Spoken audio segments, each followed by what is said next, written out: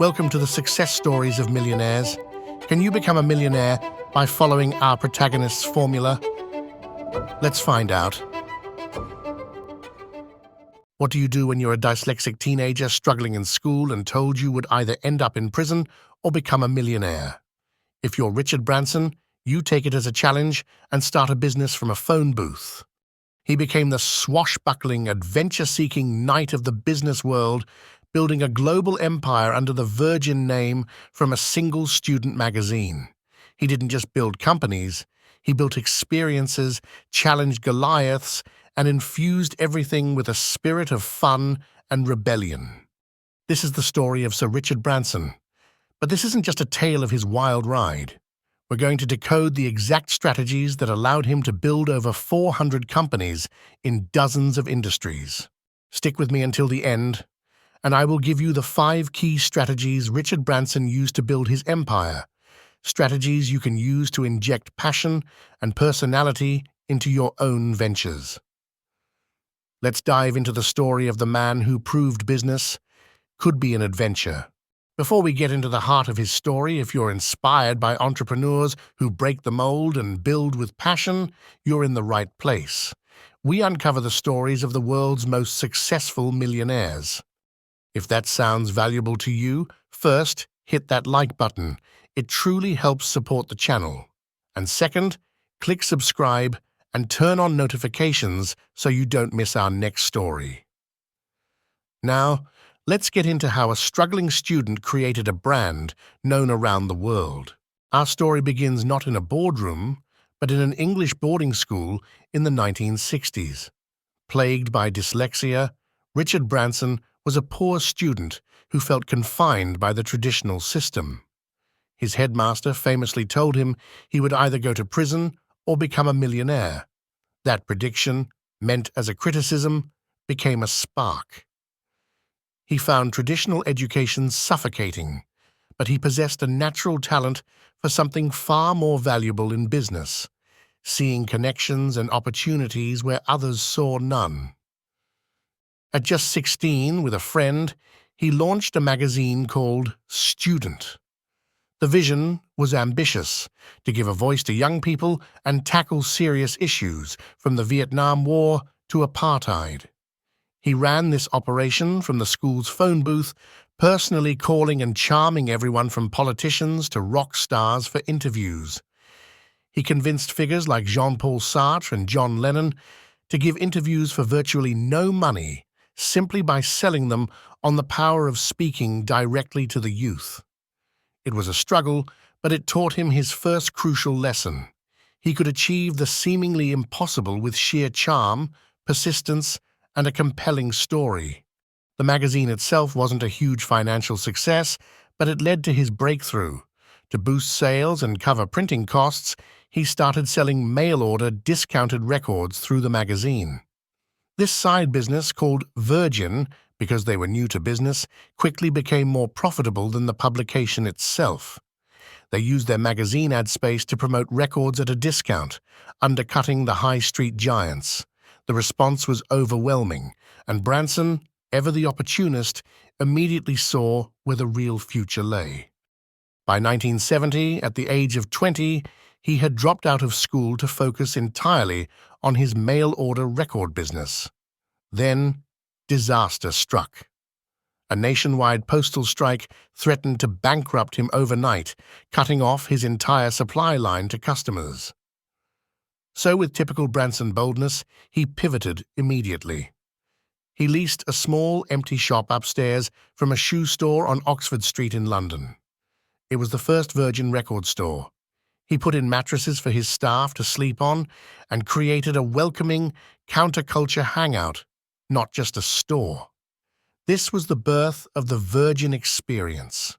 The store was an instant hit, not just for its prices, but for its atmosphere.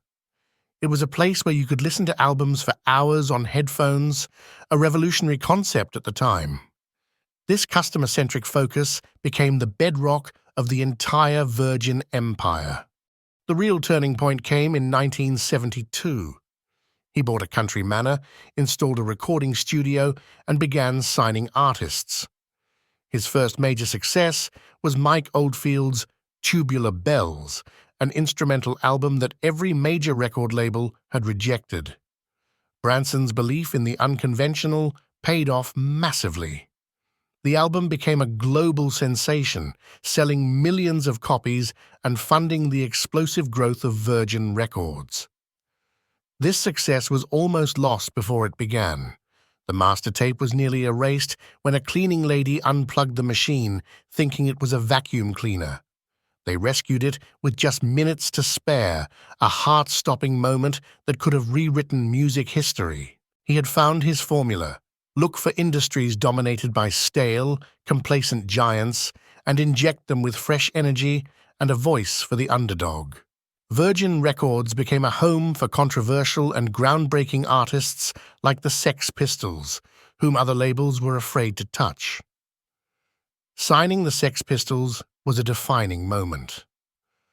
After they were dropped by EMI for their notorious behavior on live television, Branson saw not a liability, but the ultimate symbol of rebellion that perfectly matched his brand. The move generated massive publicity and cemented Virgin's reputation as the cool, rebellious alternative. The brand itself became a symbol of rebellion and cool. But Branson's appetite was insatiable. In 1984, he received a call that would change his life. A frustrated American lawyer named Randolph Fields asked him a crazy question. Would Branson help him start an airline to challenge British Airways? He was told it was a surefire way to lose his entire fortune. His board of directors was vehemently opposed, but Branson saw it as the ultimate Virgin adventure. He later said, "My interest in life comes from setting myself huge, apparently unachievable challenges and trying to rise above them." He was bored with just music. He craved a bigger stage and a more formidable opponent. Against all advice, he leased a single second-hand jumbo jet. He didn't just want to compete. He wanted to reinvent flying from the ground up. He introduced in-flight entertainment, seat-back videos, and fun, attractive uniforms. He turned a mundane, stuffy experience into something exciting. On the inaugural flight, he dressed as a pirate and threw a massive party at the destination. Virgin-Atlantic was born, and a new Goliath had been challenged. The rivalry with British Airways became the stuff of legend. They famously poached his passengers, spread negative rumors, and engaged in a dirty tricks campaign that eventually led to Branson winning a landmark libel case, with British Airways paying damages and legal costs totaling £3.3 million. It was a brutal war, but Branson, as the plucky underdog, won the public's heart.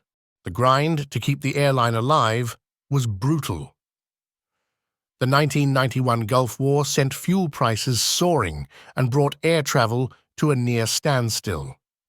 To save his airline and his entire Virgin Group, he made the most painful decision of his career. In 1992, he sold Virgin Records, his first love and the foundation of his empire, to EMI for £500 million. It was a heartbreaking move. He was seen weeping outside the headquarters after the sale was finalized. But it was a masterstroke in strategic sacrifice. That capital gave him the war chest to not only save Virgin Atlantic, but to launch an onslaught of new ventures. He had protected the brand, even if it meant letting go of the business that started it all. It was a profound lesson in not falling in love with an asset, but in being committed to the overall mission. This was the beginning of the Virgin-Galactic era. He was no longer just challenging industries, he was creating new ones. He launched Virgin Mobile, brilliantly partnering with existing networks rather than building his own, a capital-light model that challenged the telecom titans. He took over Virgin Trains, committing to revitalize the UK's dilapidated and unpopular rail franchises. He even launched Virgin Cola, which he famously drove a tank into Times Square to launch, declaring war on Coca-Cola. While the Cola War wasn't won, the stunt generated global headlines. perfectly demonstrating his philosophy that all publicity is good publicity if it's creative and memorable. And then he looked to the final frontier. He founded Virgin-Galactic with the goal of making space travel accessible to civilians. It was the ultimate expression of the Virgin brand, adventurous, innovative, and seemingly impossible. He was building a spaceship company. This venture, more than any other, encapsulated his spirit. He wasn't just a businessman, he was an explorer, pushing the boundaries of what was possible for himself and for his customers. It was a testament to his belief that a brand should represent a grand, aspirational journey. Despite everything, his public persona was his greatest marketing tool. He was constantly in the headlines for his death-defying attempts to circle the globe in a hot air balloon, his island lifestyle on Necker Island, and his playful stunts. He wasn't just a CEO, he was the charismatic, risk-taking face of a global brand built on the idea of living life to the fullest. These adventures were not just hobbies, they were a core part of the brand's narrative, reinforcing the values of courage, adventure, and fun that defined every Virgin company. He understood that people buy into a story and a personality long before they buy a product or a ticket. Today, the dyslexic boy who started from a phone booth is a globally recognized knight and billionaire.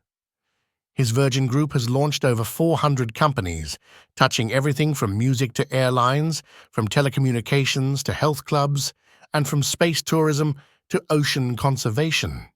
He didn't just build a business, he built a brand synonymous with challenge, innovation, and fun. He proved that a company could have a soul and a conscience, all while taking on the biggest players in the world. So what can we learn from the 50-year journey of a teenager with a magazine to a global icon? Here are the 5 key strategies you can emulate from Richard Branson's success. 1. Brand as a personality. Branson didn't just sell products, he sold the Virgin attitude, irreverent, customer-focused, and fun. He was the brand. The lesson? Infuse your business with a distinct personality. People don't just buy what you do, they buy why you do it. 2. Look for overpriced competition. Branson's entire strategy was to identify large, complacent, and overpriced industries and disrupt them as the cheeky underdog. He took on British Airways, Coca-Cola, and entire telecom giants. The strategy is to find an industry that deserves to be shaken up and become the champion for the customer. 3. Publicity is free marketing. He never shied away from the spotlight. From his wild adventures to his playful stunts, he generated billions of dollars in free marketing by being a compelling story. Don't just do great things. Make sure people know about them in an engaging way. 4. Protect the brand, not the business. He famously said, "Business opportunities are like buses. There's always another one coming." This allowed him to sell Virgin records to save Virgin Atlantic. Be willing to let go of a single venture if it means saving and strengthening your overall mission and brand. 5. Make work fun. This isn't a soft skill, it's his core strategy. He believed if his employees were having fun, they would provide a better experience, which would make customers happy and lead to profit. A joyful company culture is a competitive advantage. These strategies show that business isn't just about spreadsheets, it's about stories, character, and daring to be different. To execute these strategies, you need the right systems. Whether you sell digital or physical products, most entrepreneurs waste time juggling separate tools for their website, marketing, and sales. The solution is Go High Level, an all-in-one marketing and CRM system that lets you run your entire business, funnels, email, SMS campaigns, AI agents, and social media scheduling. You can even manage your client communication from a single portal on your phone. If you're ready to systemize your growth and build a business that scales, check out Go High Level. You can find my link for a trial in the description below. The story of Richard Branson proves that you don't have to fit a mold. to build an empire. In fact, breaking the mold can be your greatest advantage. He showed the world that with a dash of courage, a brand people can believe in, and an unwavering commitment to fun, you can turn a simple idea into a legacy that changes the game. In the end, Richard Branson's legacy is a powerful reminder. You don't need permission to change the world, just the audacity to try, the vision to connect, and the courage to do it all with a smile. If you enjoyed this story and learned something valuable, please watch our next video on the success stories of millionaires.